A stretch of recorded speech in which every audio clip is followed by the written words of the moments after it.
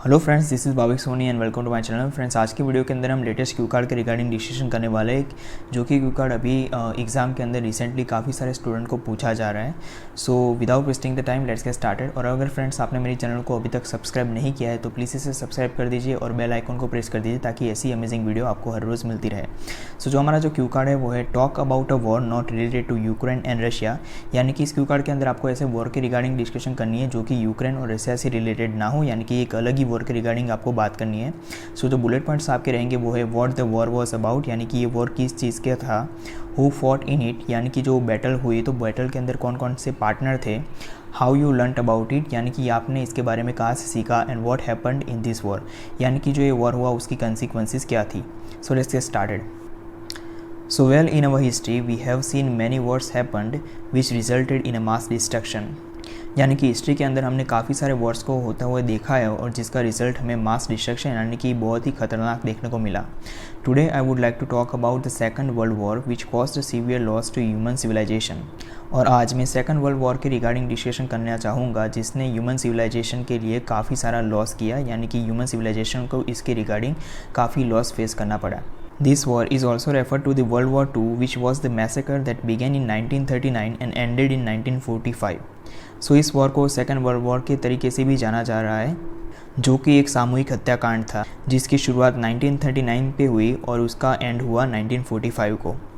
It was the deadliest world war which caused the lives of more than 90 million populace worldwide. So ये अब तक का सबसे खतरनाक युद्ध था जिसकी वजह से वर्ल्ड वाइड 90 मिलियन से भी ज़्यादा लोगों की मौत हुई थी। The war initiated in the month of September in 1939, तो इस वॉर की शुरुआत हुई थी 1939 के सितंबर मंथ के अंदर। When the German army invaded Poland, यानी कि जब जर्मन आर्मी ने पोलैंड के ऊपर आक्रमण किया। And in at same time scale Britain and France declared a war against Germany in order to prove their superiority and to protect their boundaries. और इसी समय के दौरान ब्रिटेन और फ्रांस इन दोनों कंट्री ने जर्मनी के ऊपर आक्रमण के लिए उद्घोषणा की, अपनी सुपीरियरिटी को बचाने के लिए और अपनी कंट्रीज़ की बाउंड्रीज़ को प्रोटेक्ट करने के लिए। And when this to prominent nation declared war, और जब इन दोनों इंपॉर्टेंट कंट्रीज़ ने डिक्लेयर किया अपना war, it worked as fuel in the fire, यानी कि इस काम ने इस युद्ध की सिचुएशन को और भी बढ़ावा दिया। Many progressive nations containing United States, the Great Britain, France and Australia were part of the Allies. So काफ़ी सारे प्रोग्रेसिव कंट्रीज़ जैसे कि United States, Great Britain, France and Australia वो एलाइज के पार्ट थे। Whereas Japan, Italy and Bulgaria were the core power of the axis, जबकि Japan, Italy and Bulgaria axis के core part थे। सो यहाँ पे जो दो पार्टिसिपेशन है तो वो दो ऐसे टीम वर्क कर रहे थे। तो फर्स्ट पोजीशन थी वो थी एलाइज की और सेकंड पोजीशन थी वो थी एक्सिस की। सो इन दो कंट्रीज़ के ग्रुप के अंदर ये वॉर हो रहा था, इस तरीके से है। The war almost covered the major continents of the world. So इस वॉर ने ऑलमोस्ट वर्ल्ड के काफ़ी सारे प्रोविंस को कंटेंट कर दिया था। Undoubtedly the consequence of this battle was extremely fatal. So बिना किसी संदेह के जो कंसिक्वेंस थी इस बैटल की, यानी कि इस वॉर की, वो काफ़ी ज़्यादा खतरनाक थी। This ended up with the mammoth loss of the economy, industrialization was entirely demolished and witnessed a huge death casualty. So इस वॉर का एंड कुछ इस तरीके से हुआ कि जिससे इकोनॉमी काफ़ी ज़्यादा हद तक बर्बाद हो चुकी थी।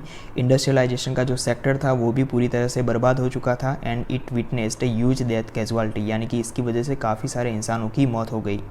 The after math of this war was very hazards, यानी कि इस वॉर की जो बाकी की कंसिक्वेंस देखने के मिली वॉर ख़त्म होने के बाद वो काफ़ी ज़्यादा डेंजरस थी। ड्यू टू, यानी कि because of the usage of nuclear weapons in it, यानी कि इस वॉर के अंदर जो न्यूक्लियर वेपन्स का इस्तेमाल हुआ इसकी वजह से इसकी जो कंसिक्वेंसेस अराइज हुई वो काफ़ी ज़्यादा खतरनाक थी। Because of this war the economy of the Great Britain collapsed. So इस युद्ध की वजह से ग्रेट ब्रिटेन की इकोनॉमी थी वो पूरी तरह से टूट चुकी थी। And they had to leave many colonial countries, और इसकी वजह से उनको काफ़ी सारे कॉलोनियल कंट्रीज़ को भी छोड़ना पड़े। To cut down the expenses which was the beginning of the British empire, तो उनको इन कंट्रीज़ को इस वजह से छोड़ना पड़ा ताकि उनको जो एक्सपेंडिचर्स थे उनको कट डाउन करना था, तो उनको रिड्यूस करने की वजह से उनको उन कंट्रीज़ को छोड़ना पड़ा। और ये एक शुरुआत थी ब्रिटिश एम्पायर की डाउनफॉल होने की।